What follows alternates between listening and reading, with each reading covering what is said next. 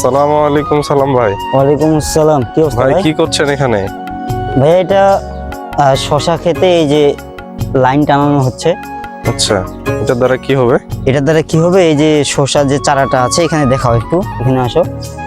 এই যে শশার যে গাছটা আছে এটা কিন্তু এখন সার খাওয়ার মতো হয়ে গেছে, উপযুক্ত। হ্যাঁ, আচ্ছা, তো আমরা যদি যারা কৃষি ফার্মে আসতে চাচ্ছি, যারা কৃষি কাজের সাথে নিয়োজিত আছি, আমাদের জানা উচিত একটি গাছের কখন খাদ্য লাগে। হ্যাঁ, আচ্ছা। তো যখন 4 থেকে 5 পাতা হয়ে যাবে গাছটির, তখন এইভাবে সাইড বন্ধুরা দিয়ে, দেখতে পাচ্ছেন 4 থেকে 5 পাতা হয়ে গেছে এই গাছটার হ্যাঁ, অলরেডি। তখন এই সাইড দিয়ে ড্রেন টানতে হবে। টানার পর এখানে এমওপি, ইউরিয়া এবং কি আরো যে দানাদার খাবারগুলো আছে আচ্ছা, ওই এটা ড্রেনে যাতে দিয়ে- গাছের গোড়ায় যায়। হ্যাঁ অবশ্যই দিয়ে এরপর ঢাকে দিতে হবে। আচ্ছা,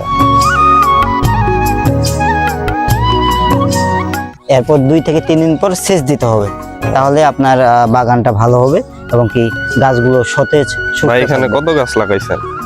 এখানে মোটামুটি প্রায় 5000 চারা আছে।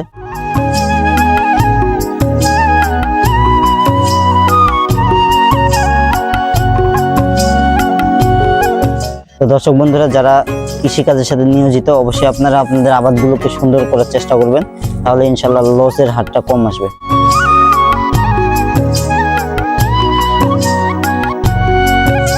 অবশ্যই আমাদের চ্যানেলটা সাবস্ক্রাইব করে রাখবেন এরকম ভিডিও পাওয়ার জন্য।